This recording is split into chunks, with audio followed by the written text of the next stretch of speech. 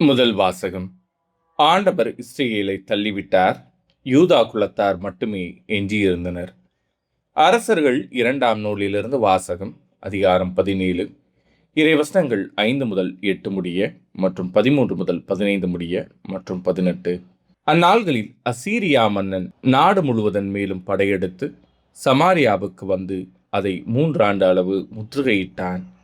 ஓசேயா ஆட்சியேற்ற 9ஆம் ஆண்டில் அசீரியா மன்னன் சமாரியாவை கைப்பற்றி இஸ்ரேலரை அசீரியாவுக்கு நாடு கடத்தினான். அவர்களை அழகிலும் கோசானின் ஆபோர் நதிக்கரையிலும் மேதியர் நகர்களிலும் குடியேற்றினான். ஏனெனில் இஸ்ரேல் மக்கள் தங்களை எகிப்து நாட்டினின்றும் அந்நாட்டு மன்னன் பார்வோனின் கையினின்றும் விடுவித்த தங்கள் கடவுளான ஆண்டவருக்கு எதிராய் பாவம் செய்து வேற்று தெய்வங்களை தொழுது வந்தனர். மேலும் இஸ்ரேல் மக்கள் முன்னிலையிலிருந்து ஆண்டவர் விரட்டியடித்த வேற்றினத்தாரின் விதிமுறைகளின்படியும் இஸ்ரேல் அரசர்கள் புகுத்திய வழக்கங்களின்படியும் நடந்து வந்தனர். ஆயினும் ஆண்டவர் எல்லா இறைவாக்கினர் திருக்காட்சியாளர் மூலம் இஸ்ரேலுக்கும் யூதாவுக்கும் விடுத்திருந்த எச்சரிக்கை இதுவே: உங்கள் தீய வழிகளை விட்டு திரும்புங்கள்.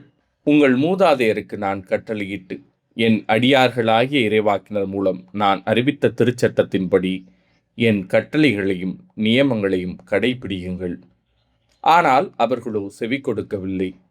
அவர்கள் மூதாதையர் தங்கள் ஆண்டவர் மீது நம்பிக்கை இழந்து பணிய மறுத்தது போல அவர்களும் வணங்கா கழுத்தர்களாக இருந்தனர். ஆண்டவரின் நியமங்களையும் தங்கள் மூதாதையரோடு அவர் செய்திருந்த உடன்படிக்கையும் தங்களுக்கு அவர் விடுத்திருந்த எச்சரிக்கைகளையும் புறக்கணித்து வீணானவற்றை பின்பற்றி வீணராயினர்.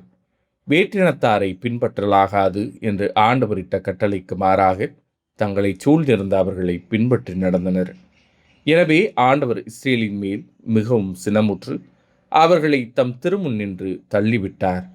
யூதா குலத்தார் மட்டுமே எஞ்சியிருந்தனர். இது ஆண்டவரின் அருள்வாக்கு. இறைவா, உமக்கு நன்றி. பதிலுரை பாடல். எங்களுக்கு துணை செய்யும் ஆண்டவரே, எங்கள் விண்ணப்பத்தை கேட்டருளும். கடவுளே, நீர் எங்களை வெறுத்து ஒதுக்கிவிட்டீர், எங்களை நொறுக்கிவிட்டீர், எங்கள் மீது சீற்றம் கொண்டீர். இப்பொழுதோ எங்களை நோக்கி திரும்பியருளும். எங்களுக்கு துணை செய்யும் ஆண்டவரே, எங்கள் விண்ணப்பத்தை கேட்டருளும். நிலத்தை நீர் அதிரச் செய்தீர், அதில் பிளவு உண்டாகச் செய்தீர். அதன் வெடிப்புகளை சீர்படுத்தும், அது ஆட்டம் கண்டுள்ளது. மக்களை கடும் துன்பத்தை காணச் செய்தீர். மதியை மயக்கும் மதுவை எங்களுக்கு குடிக்க கொடுத்தீர்.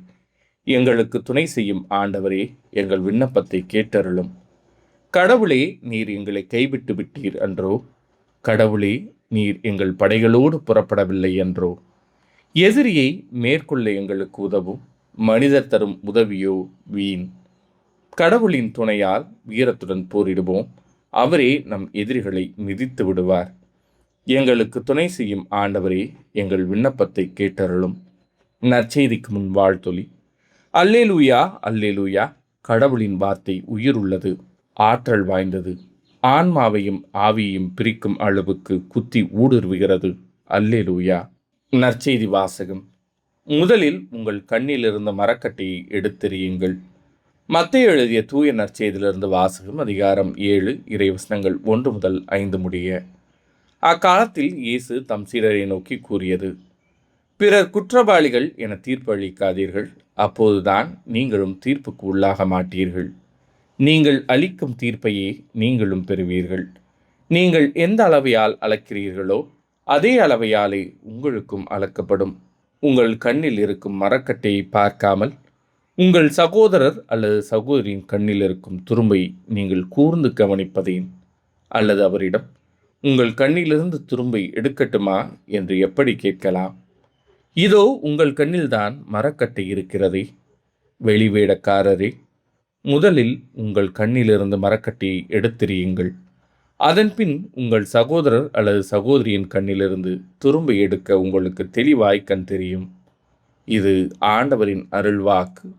கிறிஸ்துவே, உமக்கு புகழ்.